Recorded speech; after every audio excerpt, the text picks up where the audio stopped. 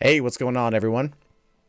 How y'all doing tonight? My name, of course, is Matt Jarbo. This is Forbidden Knowledge, and you're watching Mundane. Hey, what's going on, everyone? Oops. Damn it. I keep How forgetting y'all doing that's... tonight? My name, of course, is Matt Jarbo. This is Forbidden There we go. That's... Make sure that's turned off. That's my problem. See what happens there? See what happens when I try to start off creepy, scary. I forget that the audio is turned on the stream. And so it pops in. Because apparently I am... I know what I'm up to. Right? So this is the very first stream of Mundane Mysteries over on the Forbidden Knowledge channel. If you haven't ever been on this channel before, usually I was doing kind of listicles, top 5 of this, top 5 of that. And I want to do these over here. So these will be happening Monday and Wednesday night, immediately following the 3-book theater stream, which will be happening, I think, around 11 p.m. Pacific Standard Time. And, of course, the VODs will be available to watch as immediately following if you happen to miss it.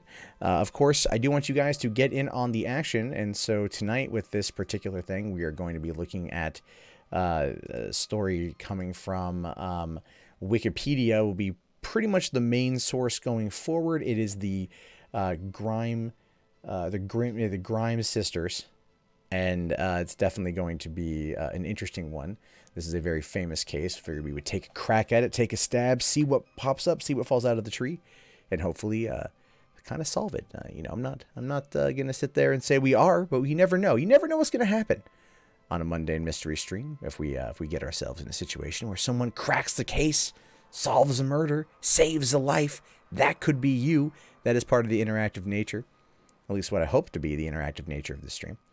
So without further ado, so we've been on for about 5 minutes now, and I think people are going to be coming in as they come in, we can get ourselves started. So this particular tale is one that I do think is quite interesting.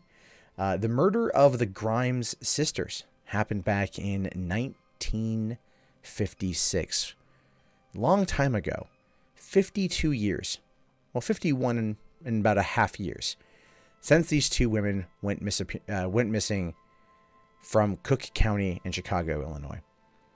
Now, the murder of the Grimes sisters is currently an unsolved double murder dating back from December 1956, when two sisters named Barbara and Patricia Grimes, aged 15 and 12 respectively, disappeared while traveling from a Brighton Park movie theater to their McKinley Park home.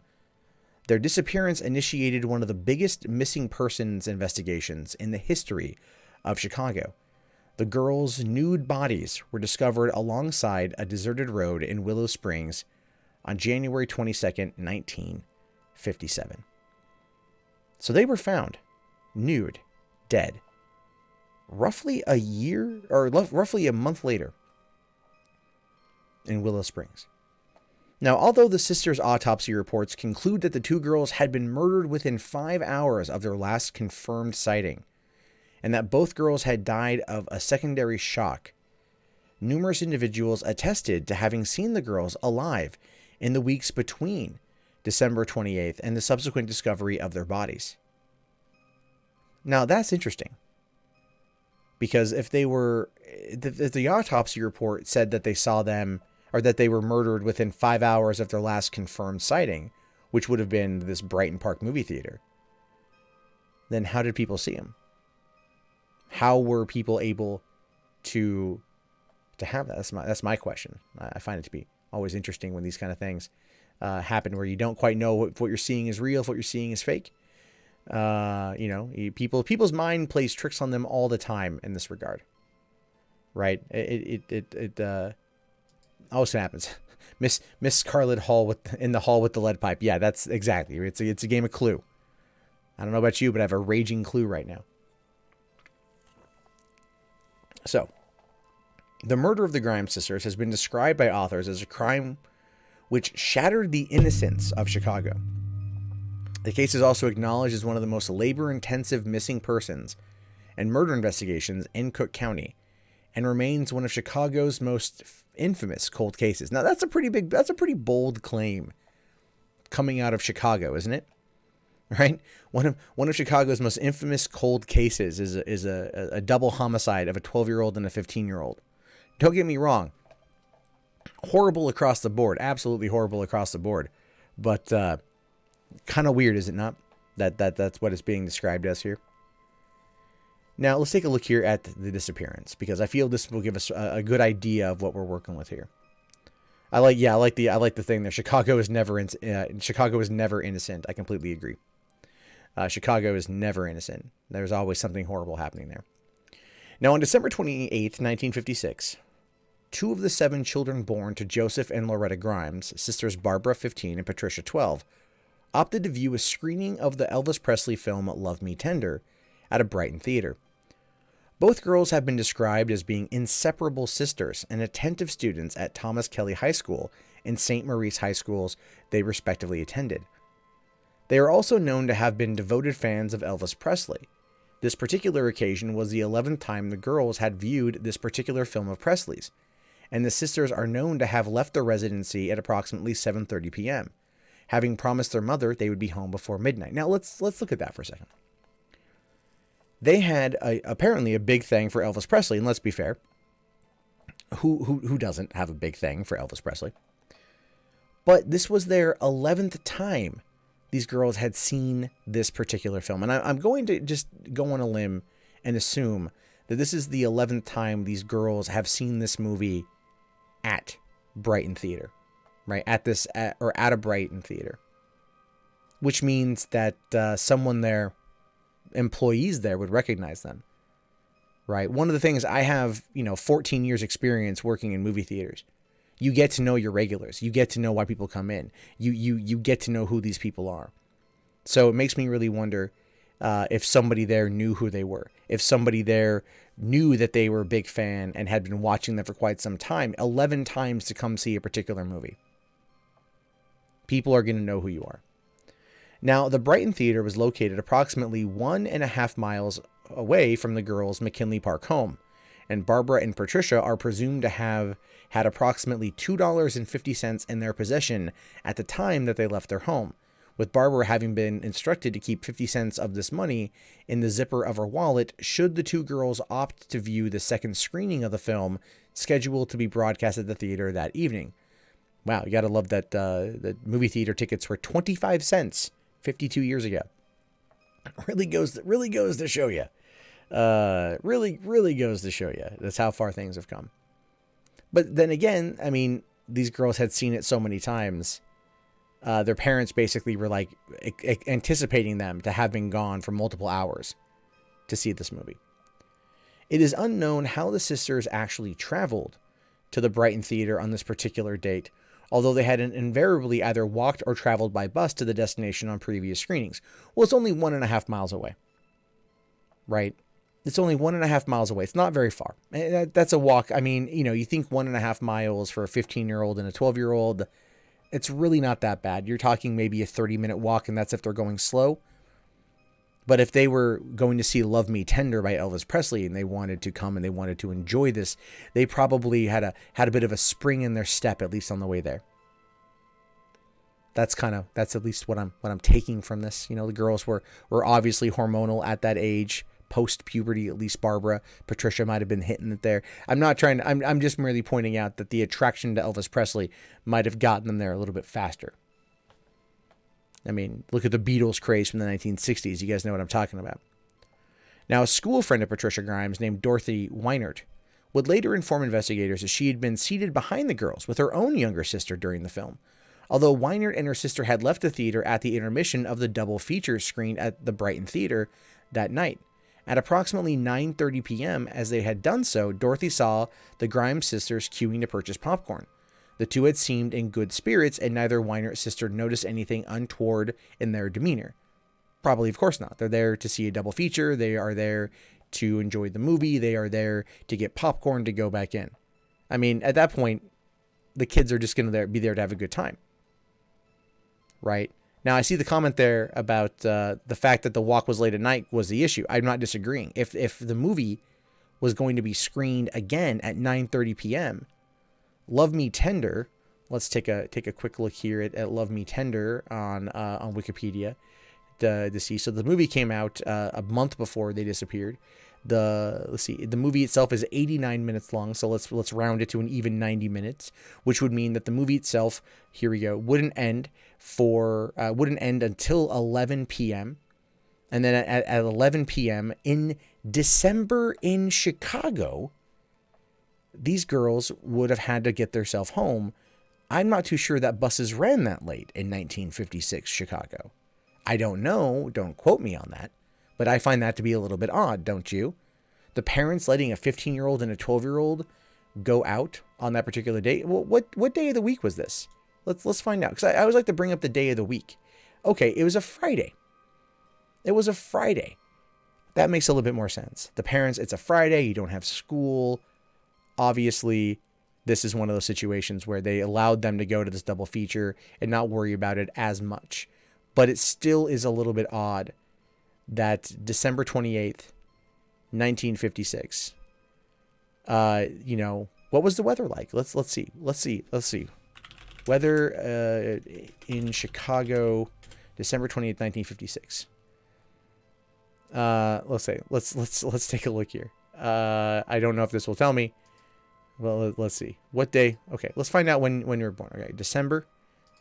Right, we're looking into this here. December 28th, 1956. State, Illinois. All right, well, let's get a general idea here. Where's Illinois at? There's Illinois. Okay, I don't care about my name. All right, we're waiting for it to load up right here. What city were you born in? All right, I'm going to be born in Chicago. Right, Chicago. So let's see, Chicago, Midway, Chicago University, Chicago, I don't know, Chicago area. There we go. We're going to just do Chicago area. Now the temperature, the highest temperature that day was 36 degrees Fahrenheit. The average temperature was 28 degrees Fahrenheit. And the lowest temperature was 20 degrees Fahrenheit. That's snowfall of 1.5 inches, right? Which is not super crazy, but that's also small. So you look at the lowest temperature of 20 degrees at 11 p.m. at night. You're talking below freezing temperatures. 2 girls, ages 15 and age 12, walking 1.5 miles in what could be anywhere between 1 inch to 1.5 inches of snowfall on the ground.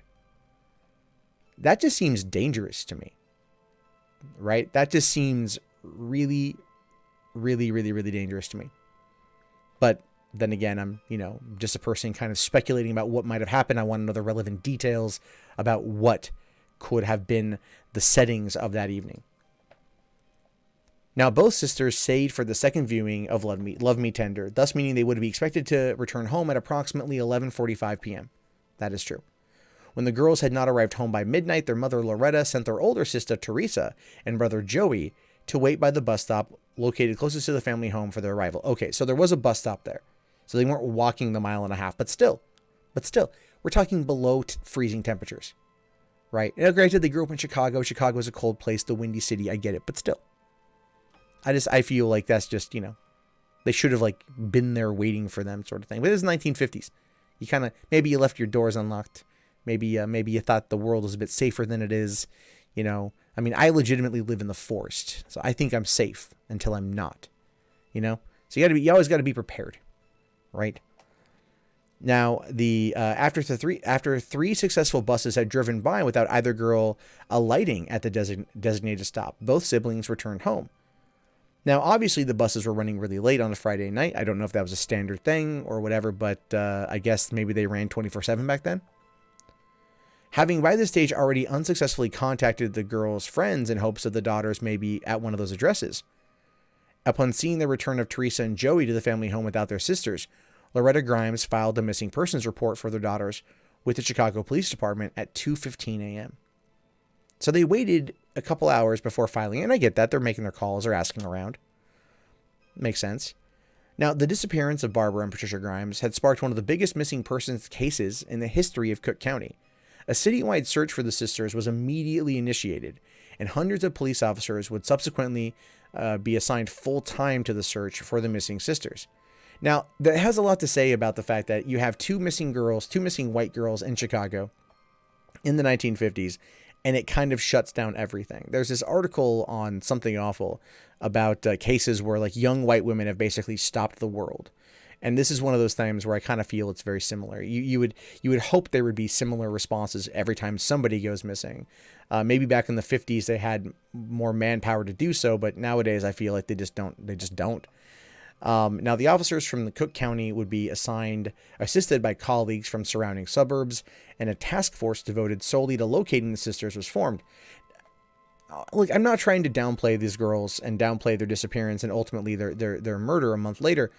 Or their murder that night or whatever. But doesn't it feel odd that like there was a full-time task force to finding them?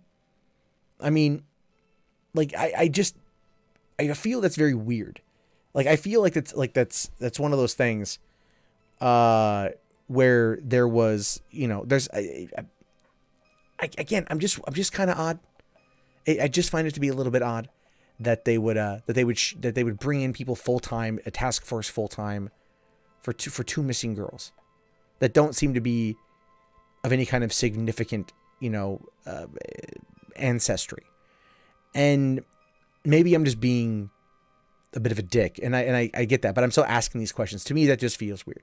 Now, granted, this was 52 years ago, so I have no idea why, and there's no one I could really ask at this point. Now, with the ground search for the sisters initiated on December 29th, being bolstered by hundreds of local volunteers, police conducted door-to-door canvassing throughout the neighborhood where Barbara and Patricia were last seen, and numerous canals and rivers were dragged.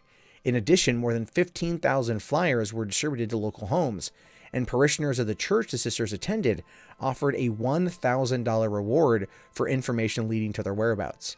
As a result of this coordinated investigation into the sisters' disappearance, 300,000 people would be interrogated, with some 2,000 individuals subjected to a serious interrogation pertaining to potential culpability. Although there were 2 arrests and charges brought against individuals who confessed to the crime subsequently collapsed, with one individual, Edward Bennell, asserting he had been coerced into providing a confession due to being subjected to prolonged interrogation. So that's something to consider as well. Is Chicago's always been kind of associated with a big, mob crime and stuff like that. A lot of tough police. You think Chicago PD, you think maybe the Untouchables, you think Al Capone, you think that type of time. Now, again, I don't know what it was like in the 1950s. Rattlesnake in the chat there says, even in Chicago, 2 underage girls going missing in the 50s was a pretty big deal. Maybe. I mean, apparently it was, but it's like, I feel like there should be something else there that would kind of spur this thing along, right? It makes it seem here like there was just a big thing. I mean, because I've covered these stories before where there wasn't this kind of search. There wasn't this kind of outpouring, but maybe it's just the area, the location, the time of year, the 2 girls, the ages, things like that, Now, and it could also be, just to be fair, it could also be that they weren't found. In many cases, their bodies are discovered pretty quickly. Now, despite these interrogations, confessions, and extensive media appeals producing many reported sightings of the girls, little in the way of hard evidence was yielded, although several teenagers who had been to the Brighton Theater on December 28th did inform investigators that they had seen the 2 girls conversing with and then entering the car driven by a young man whose physical appearance had been similar to that of Elvis Presley. The vehicle, described by eyewitnesses, was consistently described as being a Mercury model. Now, that is interesting, isn't it?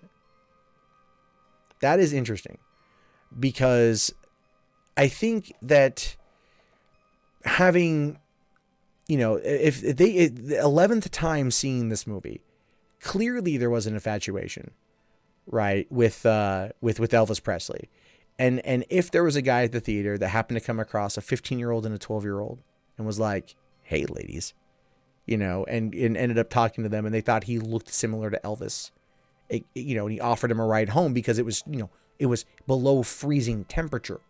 They wouldn't have to wait for the bus. They could get themselves home. You could understand maybe why they would do it. People oftentimes like being sold things from someone with an attractive face. They like being told things by someone with an attractive face. Why do you think I'm not showing my face right now? Because it's too attractive, and it would distract you from the crime at hand. I'm kidding, but no, people like to be told that. They like to see that sort of thing.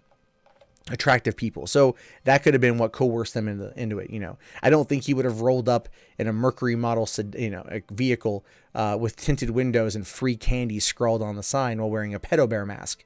It was a little bit too early for that meme to be a reality.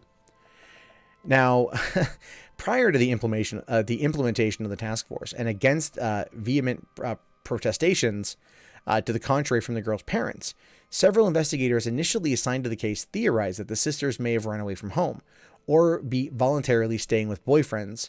And although the sisters' disappearance was front page news by December 31st, their disappearances would only be seriously considered as missing persons cases, and thus appropriately treated as such by investigators after approximately 1 week had passed without family and friends receiving any form of contact from either girl, which is really sad. I mean, I know now it's like that average of 48 hours, but it's really sad that that's the case, because in those first 48 hours is when, you want to be on the case. You want to be looking, because that's when people's minds are the freshest and they can recall details and stuff.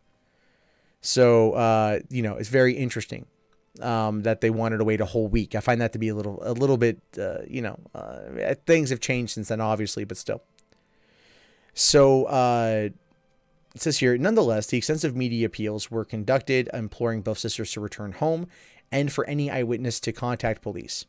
Resultingly, numerous alleged sightings of the sisters would be reported to the police as late as January 9th, and these reports often described either or both of the girls having been seen in various business establishments. These sightings supported several investigators' initial theories that the girls had opted to leave home of their own accord. See, that has actually never been something in this particular situation that has come to my mind, right? Because I mean, like let's bring up the photo here. The two girls. This is the two girls, right? Barbara, age 15, and Patricia, age 12. I just want to point out that neither one of them looks the age that they are told that Barbara here could pass probably for like mid-30s, and Patricia here could probably easily be seen as in her mid-20s.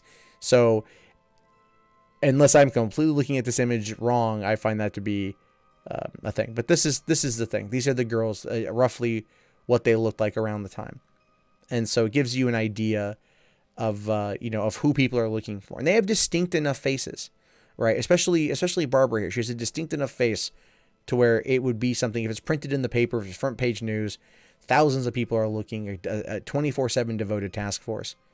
They might be able to find something. And again, it really does require people to keep this story in the press in order to end up getting that type of attention, that type of press.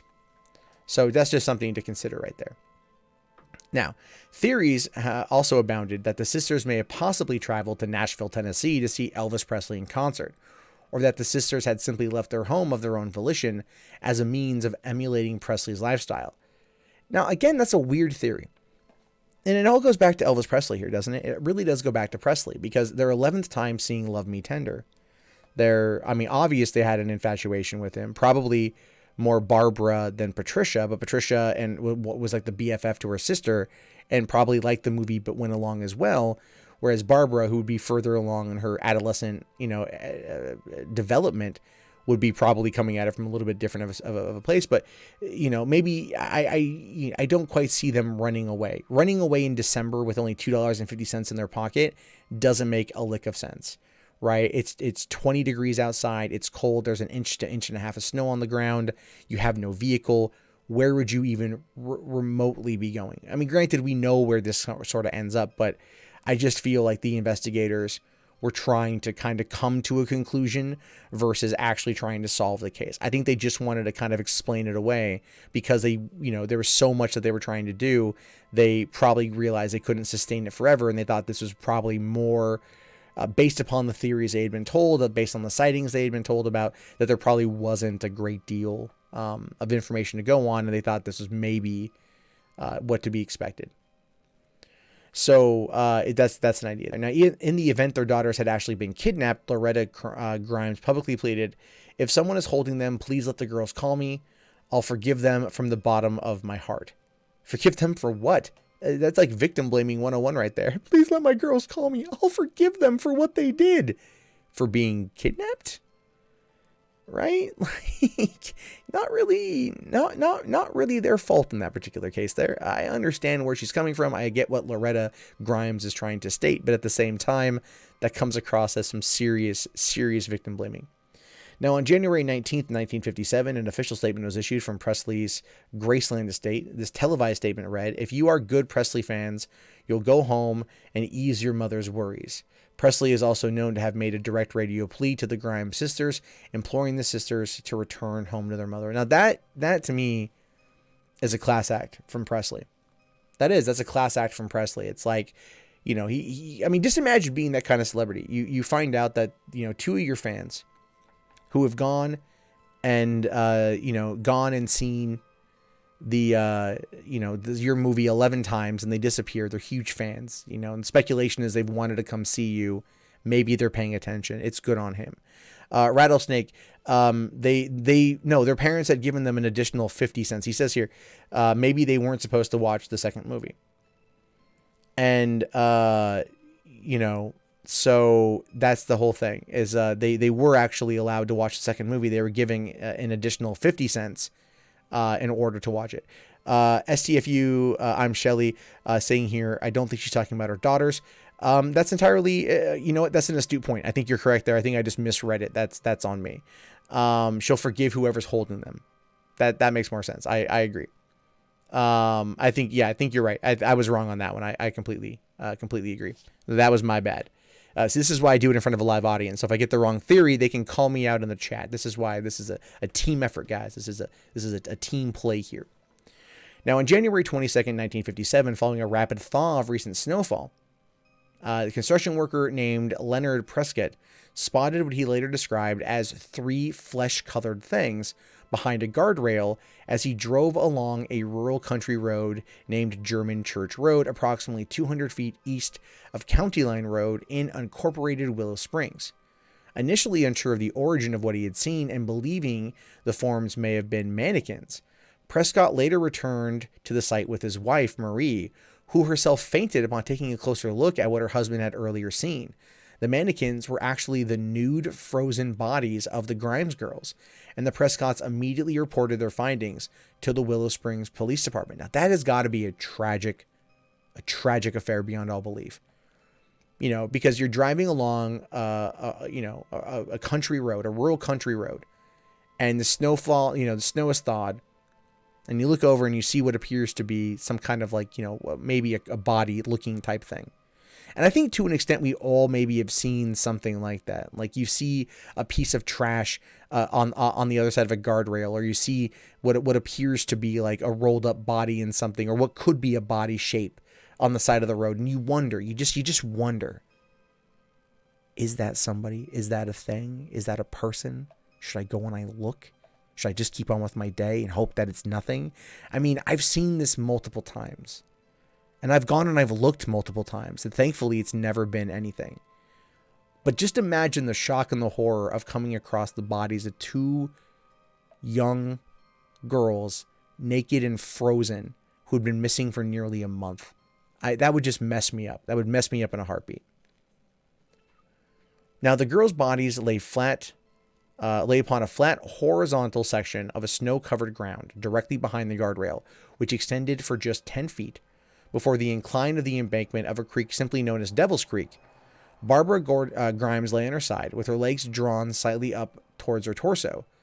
Patricia Grimes lay on her back with her body covering her sister's head, and her own head turned sharply to the right. It is believed that the sisters had most likely been driven to this location in a car, with their bodies then being dragged or lifted out of the vehicle, then placed or thrown behind the guardrail. Based upon the description here, with Barbara Grimes laying on her left side with her legs drawn slightly upward or up towards her torso, I'm assuming the best way to describe that, in my opinion, would be maybe like kind of a fetal position sort of thing. And Patricia Grimes laying on her back with her body covering her sister's head, and then her own head turned sharply to the right, pretty much means they were thrown. This wasn't a gentle resting of corpses. This wasn't, oh my God, I've killed these girls and probably sexually assaulted them. I'm going to, gently place their bodies to be found so they can, find their way to the afterlife, or people can find them in a peaceful position. This was just discarding of trash to this person. They're naked, they're 12 and 15. You just dump them off you throw them over a guardrail and just move on with your day. I mean, whoever did this, if it was a person who did resemble Elvis Presley, then that is something that's horrible. Now, 3 wounds resembling those typically inflicted by ice picks were discovered upon Barbara's chest, and injuries resembling blunt force trauma were visible upon her face and head. Wow. Whereas numerous injuries resembling bruises were also discovered upon Patricia's face and body. The girl's father, Joseph Grimes, was driven to the crime scene to formally identify both of his daughter's bodies. That is horrible, man. That's just horrible. Right? So, okay. What it says here is the 3 wounds resembling those typically inflicted by ice picks were discovered upon Barbara's chest. Now, I know this won't go into graphic detail, but I'm wondering, I'm wondering, I mean, that's obviously what killed her. Stabbing her with the ice pick, right? And then injuries resembling blunt force trauma were visible upon her face and head. So someone beat her. They beat her, and then they stabbed her to death. Whereas in Patricia's case, I haven't gotten to the autopsies part yet, but I'm going to assume that Patricia being 12 years old, the blunt force trauma is probably what killed her. And that's just, Rosantis, I do believe that the cold weather helped keep the bodies preserved, which quite frankly is the only positive thing out of this. It just keeps everything. It just keeps everything together. Following Joseph Grimes' initial positive identification of the bodies, over 160 police officers from several suburban Chicago police departments, assisted by numerous local volunteers, conducted a search of the crime scene with the additional assistance of forest preserves. The search uncovered little or no real evidence linked to the crime. Any potential link, any item discovered at the crime scene had to the murders has never been determined, and the search itself would later be severely criticized due to those organizing the search allowing untrained individuals to trample over any evidence which may have been at the location. Let's just be kind of realistic here. Let's cut through the shit. There wouldn't have been any evidence if they were just discovered. I mean, look, this image right here. We'll zoom in on it a bit, but this image right here is the guardrail, and that's their bodies right there. Right? YouTube might get me in trouble for this one, so I should probably back that up. But well, you can see here that this is the guardrail and this is where they were. That is clearly, a dump right there. They dumped them. There'd be nothing else there. They threw them over the rail and they drove off. Right. And if it had been snowfall for a while, I'm pretty certain that that there was no evidence there. You wouldn't find tire tracks. You wouldn't find anything.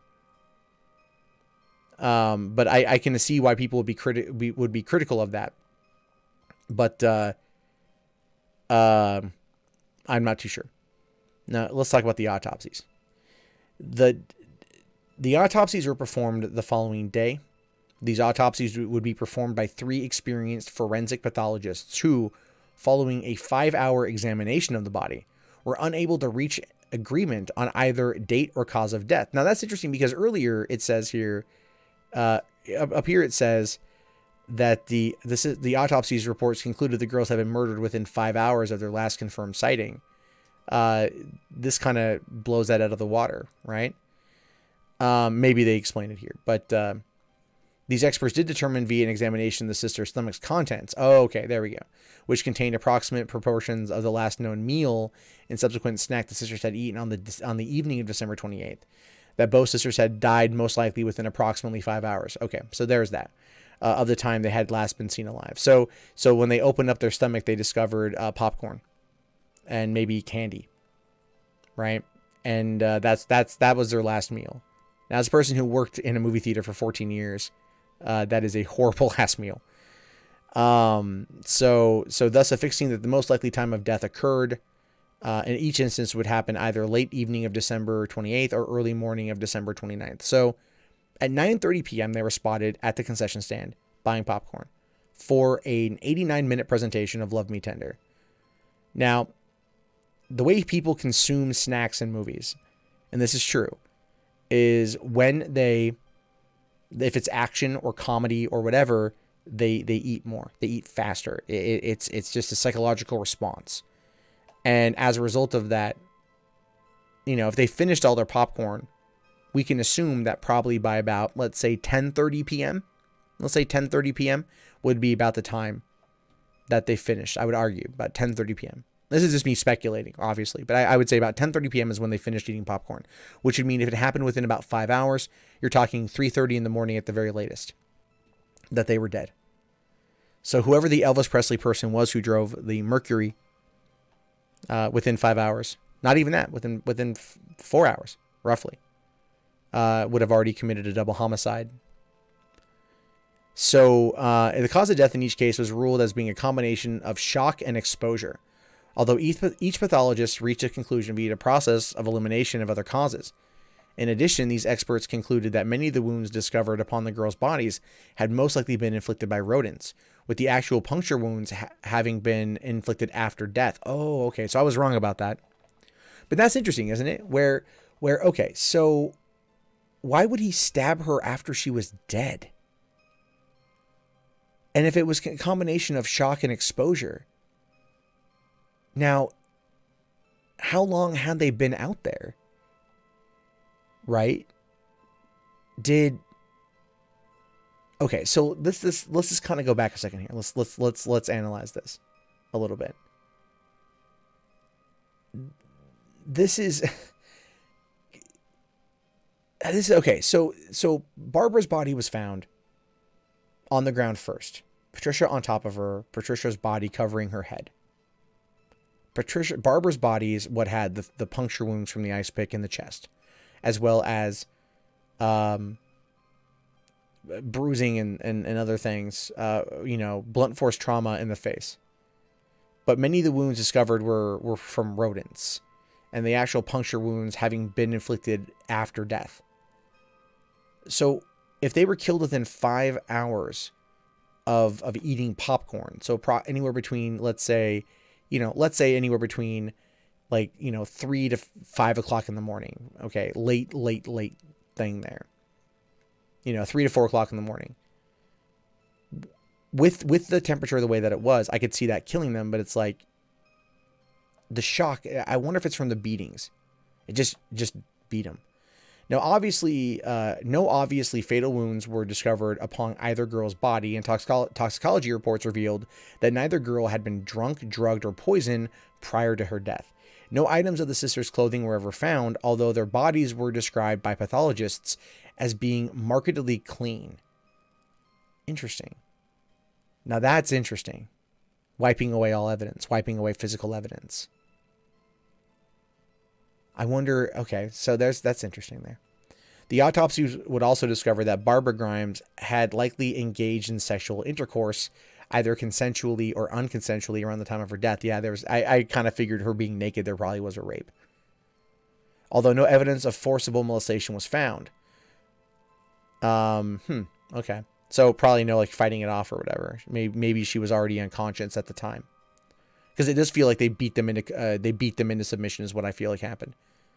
The official death certificate of both Barbara and Patricia would list their cause of death as being murder, the specific means of which in both cases was listed as being secondary shock, resulting from exposure to low temperatures, which had reduced each girl's body temperature to below the critical level compatible with life.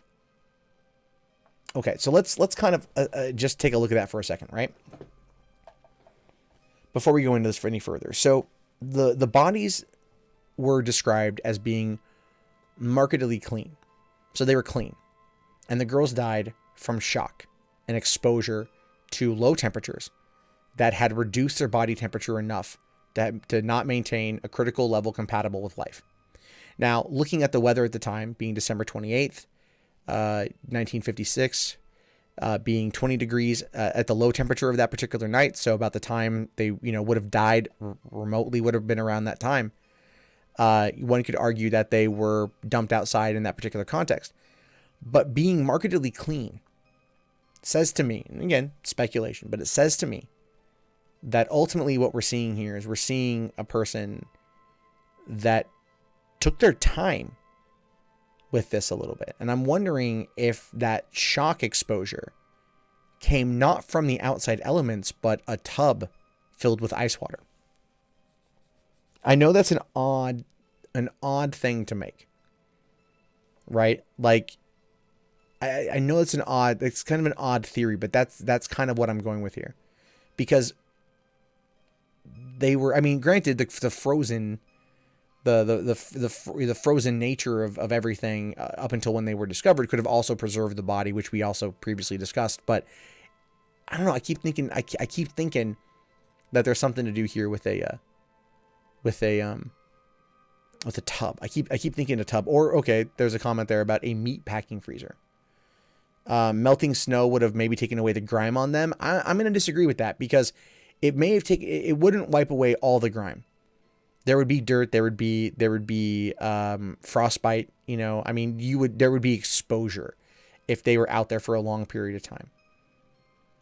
One of the coroners who performed the autopsies, Walter McCarran, surmised the sisters' bodies had lain undiscovered behind the guardrail for many days before their eventual discovery, stating that the bodies' markedly preserved condition, given the time interval between their disappearance and discovery, had been due to the frigid temperatures prior to January 22nd, adding that this had been due to recent snowfalls and the frigid climate. Now, that is, again, that does make sense, right? I don't know why I'm still thinking that when they were killed, like, I still think that there's like a tub of ice. I don't know why. Like, just, that's kind of what I'm seeing here.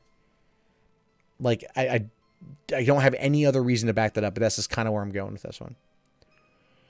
McCarran also concluded that the girls' bodies had lain undiscovered for more than 3 weeks because of a layer of snow had blanketed the area on January 9th, and that the snowfall rapidly melted in the days immediately prior to their discovery. So they'd been out there supposedly by January 9th, they'd been out there, but then they died within 5 hours.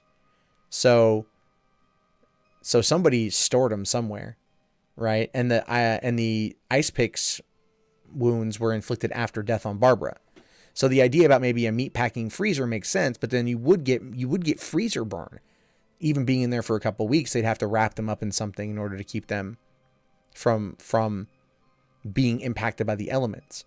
That's still the thing here that's kind of bothering me. I mean, this could just not be explained properly, but I feel like there would be, you know, there even though their bodies are being preserved, there would still be elements that would have had some attack on them. But then again, there are rodents. So there's definitely that. One of the coroners.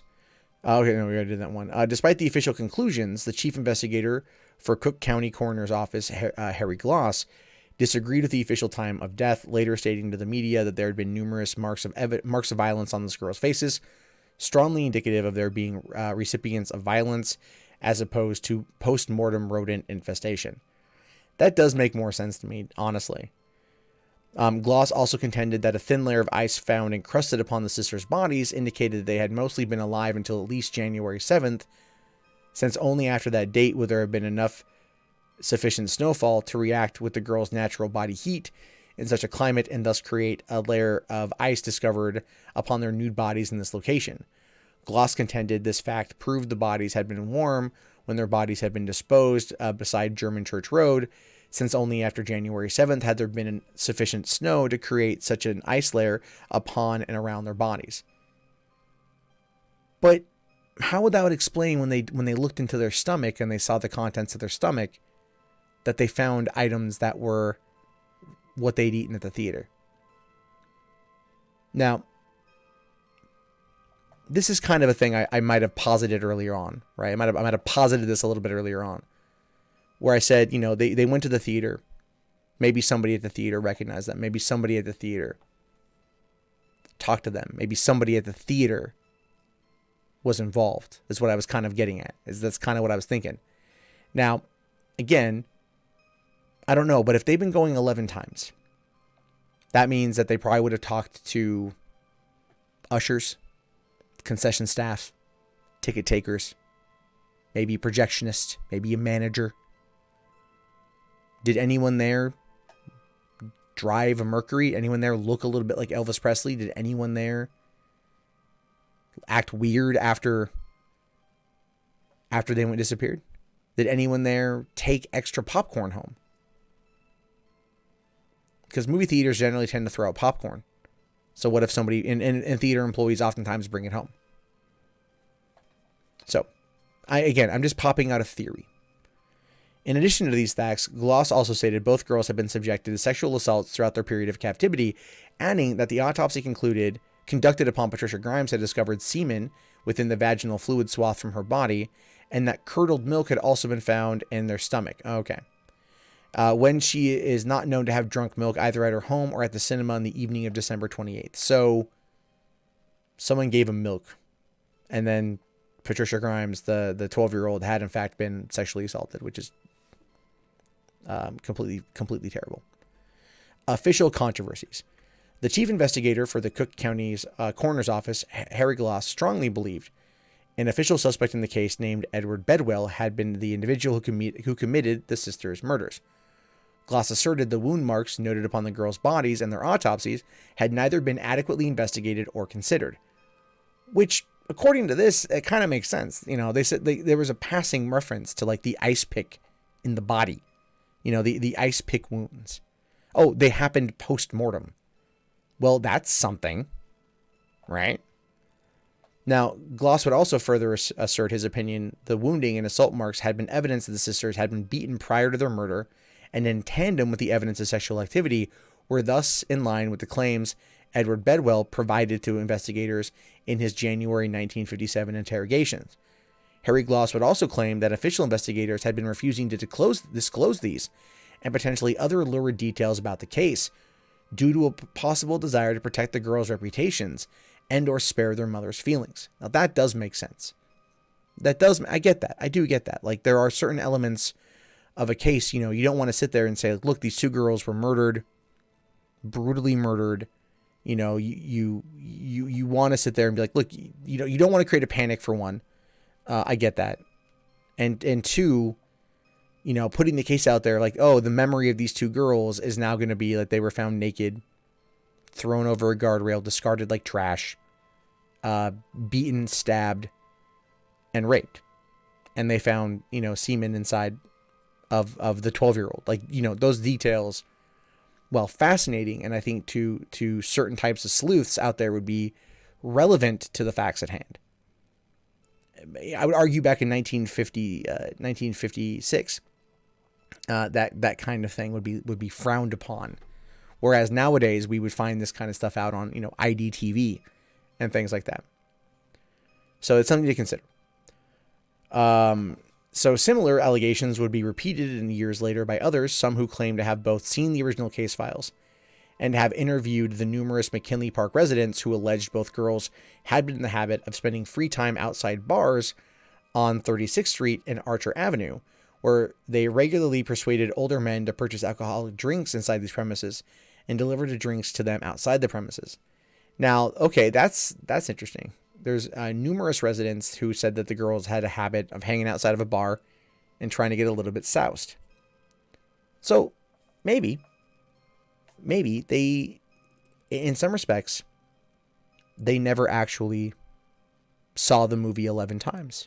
Maybe they told their parents they were seeing it so many times and they opted to not. But that night they did. Who knows?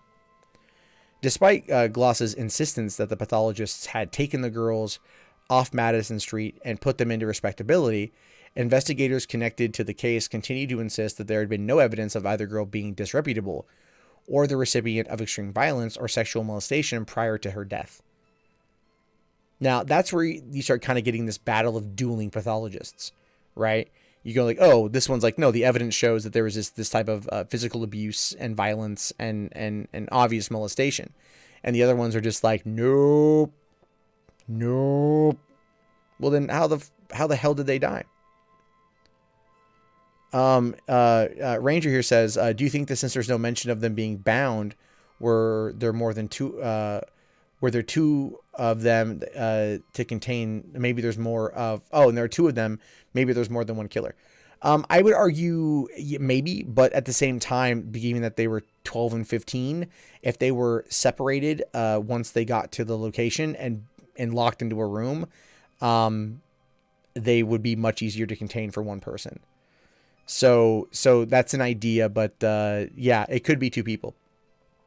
It really could. But it feels like the investigators and the pathologists don't want to agree on the facts of the case, which I find to be very interesting. Now, after refusing to retract his statements, Gloss was fired by coroner Walter E. McMahon on February 15th, although Gloss, would insist his firing had been politically motivated. Nonetheless, Gloss would later be deputized by Sheriff Joseph Lothman, who concurred with Gloss's conviction that the girls had been likely beaten and tortured by a sexual predator who lured them into his vehicle upon an innocent pretense to continue the work on the case without pay. And honestly, I'd probably argue, given the situation involving how their bodies were discovered and what they discovered had happened to the bodies prior to death, I would argue that, yeah, that's probably more in line. Gloss is probably more in line with everything right now. Now, for sightings, there had been the last sightings confirmed at the Brighton Theater on December 28th, and the subsequent discovery of their bodies 25 days later. Several unconfirmed sightings, both girls in and around the city of Chicago, were reported to the police department. This is just kind of going through what they kind of were. Numerous people stated to investigators that they'd seen the girls boarding a Chicago Transit Authority bus on Archer Avenue. A young man named Roger Menard informed investigators he'd also attended a screening of Love Me Tender in the evening of December 28th, having sat behind Barbara and Patricia Grimes and close to Dorothy Weinert. According to Menard, he had left the theater approximately 1 minute before the Grimes sisters, and the two girls had walked down Archer Avenue a short distance behind him before a late model green Buick had stopped alongside them. The two girls hesitated before continuing walking just past 42nd Street, where with the sisters by this stage walking ahead of him. A black 1949 Mercury occupied by two teenage boys pulled up alongside him, although the sisters simply giggled before continued walking on their direction towards home. So that would be in line with the viewed Mercury. It says here that two teenage boys named Ed Lorden and Earl Zastro informed investigators that while they had been driving through McKinley Park at approximately 11:30 p.m., they had seen the sisters on 35th Street. Reportedly, the two had been giggling and jumping out of doorways at each other near Sealy and Damon Avenues, with one youth exclaiming to the other two that those were the Grimes sisters as they passed them. At this point, the girls would have been approximately 2 blocks from their home. Now, that would kind of go in line with the distance. They were 1.5 miles away. And it would have taken about maybe 45 minutes to walk, especially in that weather. And they were playing around the whole time, and the parents expected them home by 11:45. So that is something to consider as well. A security guard named Jack Franklin later informed investigators he had offered directions to the girls in the morning of December 29th at approximately 12 hours after they left the theater. This verbal exchange had allegedly occurred near Lawrence and Central Park Avenue, and Franklin later concluded the girls had been the Grimes sisters, adding the sole reason he recalled this conversation was that both girls had been rude and abrupt to him. But that doesn't... I mean, there's a lot of rude and abrupt, teenage girls. They're not really known for being full of sugar, spice, and everything nice. On the same date of Franklin's alleged sighting of Barbara and Patricia, a friend of Barbara's named Judy reported to investigators that she had seen the sisters at approximately 2:30 p.m. walking westward on Archer Avenue, 2 blocks from Damon Avenue. But, well, that would have put them in the same neighborhood, right? Because here they said that they saw them on Sealy and Damon Avenues, which would have put them approximately 2 blocks from their home. But she says that she saw them around 2:30 p.m. walking 2 blocks from Damon Avenue, which would have put them approximately, if anything, 3 to 4 blocks from home. So, I mean, depending on how far down they were, but apparently in the same area is what I'm thinking here. A classmate of Patricia Grimes named Catherine Borick was adamant that she had seen Patricia walking past a restaurant she'd been inside on early evening December 29th. And Patricia had been in the company of 2 identified young girls. And the sighting was followed by another 6 hours later by a cashier at Clark's Theater in downtown Chicago, who had seen both girls at 12:45 a.m. See, they're kind of like all over the place here, but none of this seems really concrete. And I mean, this just goes to show you, if you keep going, I mean, a lot of it here. Let's take a quick look here at the suspect, Edward Bedwell.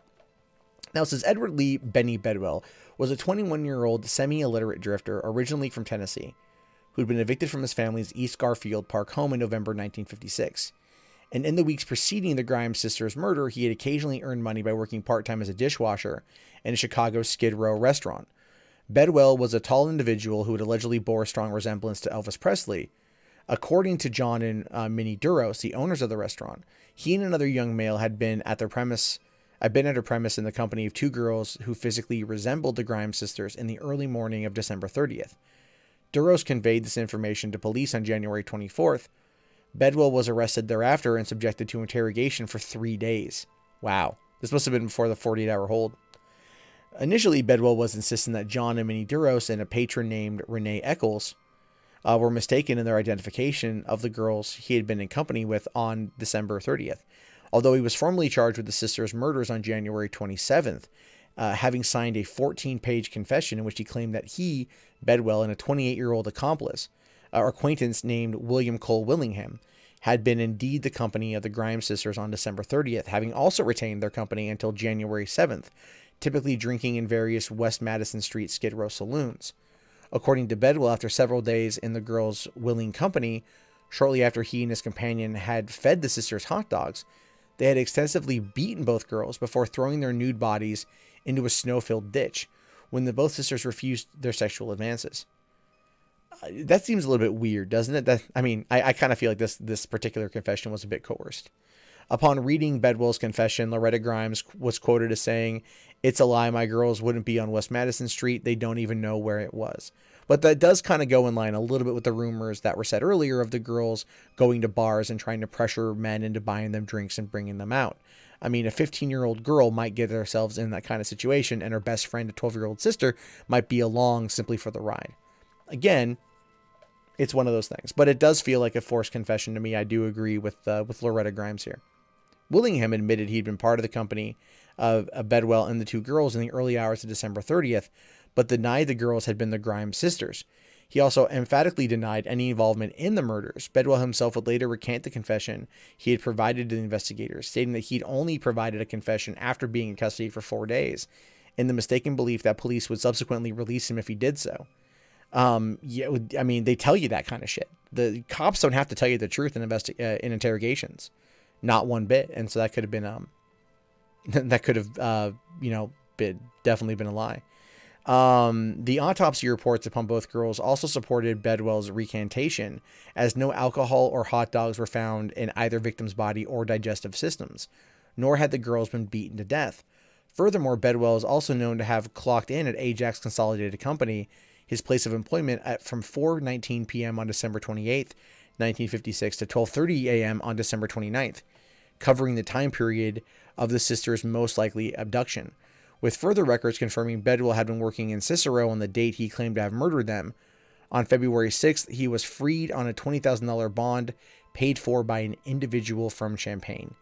So somebody paid for his bond, $20,000. The same year of his acquittal, Bedwell would be tried and acquitted of the 1956 rape of a 13-year-old girl from Oak Hill, Florida. He died in November of 1972.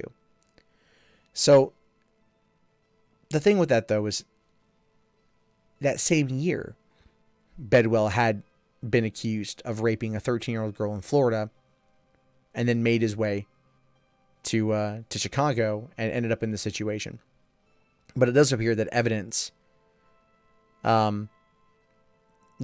does show that he was not directly involved, is what it does appear like to me.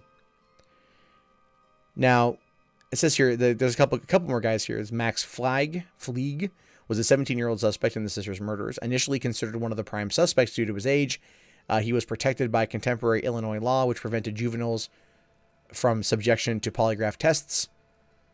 Nonetheless, Chicago Police Captain Ralph Pettigrew persuaded the teenager to submit an unofficial polygraph test, which he voluntarily undertook. In the course of this unofficial polygraph test, Fleig allegedly confessed to the murders with no legal means of using the test against him. Police were forced to release him without charge. In addition, police were unable to charge him with the murders due to lack of physical evidence corroborating his unofficial polygraph confession that he had kidnapped and killed the sisters. He was later jailed for the unrelated murder of a young woman. So these suspects have done some pretty shady shit, right? You got this one here, Walter Kranz, a 53-year-old steam fitter and self-proclaimed psychic, phoned a switchboard operator at Chicago Central Police complaint room on January 15th to inform the operator of his conviction that both sisters were deceased and that their bodies could be found in an unincorporated area of Lyons Township. Kranz refused to disclose his name and the operator to the operator in the phone call, simply stating that he had experienced this revelation in a dream before terminating the call. Nonetheless, the operator was able to trace the call close to his home. The park described by Kranz in his telephone call would prove to be approximately 1 mile from the true location where the girls' bodies would just be found 1 week later. When questioned, he informed police that several members of his family and the ancestors possessed psychic powers, and that he had experienced this particular vision after a night of heavy drinking. Although initially considered by police to be their number one suspect in the murders, and with handwriting experts also determining he may have written a ransom note received by the girl's mother prior to this discovery of the daughter's bodies. Kranz denied any involvement in the sisters' abductions. After being subjected to multiple interrogations, he was released. So, I mean, there was some stuff here. Then we have the aftermath here. There's not much here, apparently. Well, okay, here we go. This one here. This is the aftermath. Having extensively researched the case, Raymond Johnson has repeatedly stated his belief that the perpetrator of the crime had been 23-year-old self-confessed child killer named Charles Leroy Melquist, who had been considered a suspect in the sisters' abduction and murder back in 1957. Melquist had been convicted of the September 1958 murder of a 15-year-old girl named Bonnie Lee Scott, whom he had known prior to her murder, and whose decapitated body had been found 2 months after her disappearance, less than 10 miles from where the Grimes sisters' bodies had been discovered. Following the discovery of Scott's body, investigators had noted similarities in this murder and body disposal and that of Grimes' sisters. Nonetheless, Melquist was never questioned as to his potential culpability in the Grimes sisters' murders, and his attorney had forbade him from being the subject to questioning. Now, here's one that's interesting. The day after the body of Bonnie Lee Scott was discovered, Loretta Grimes received a phone call from an individual who, on this occasion, claimed responsibility for Scott's murder. The caller stated, "I've committed another perfect crime. This is another one the cops won't solve, and they're not going to put blame on Bedwell or Barry Cook, a criminal incarcerated at Joliet Correctional Center who had admitted, then denied his involvement with the two murders."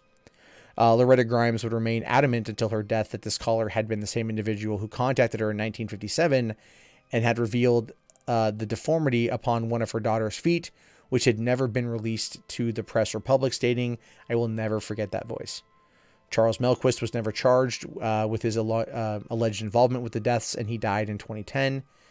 And the Grimes sisters' younger brother, James Grimes, who was just 11 at the time of the murder, stated in 2013 that he welcomed what he saw as a public reopening of the case, stating, "I just assumed it was never going to be solved, but maybe there's hope." And that is kind of where we find ourselves with this particular one. I understand it's, Wikipedia, the podcast here, but it's interesting nonetheless about the situation. And this is again, from what I could find is roughly the probably a very good comprehensive breakdown of what we saw here. So what do you guys think about this? We'll open it up to the chat for a few minutes here. We'll do about 9 minutes, so I can make this thing about an hour 15. And I'm curious to know what you guys think about this. This has been a lot of me reading, obviously, but I do feel that based upon what we've read, that these girls were clearly taken from the from the theater. I'm going to assume that they were picked up and offered a ride home.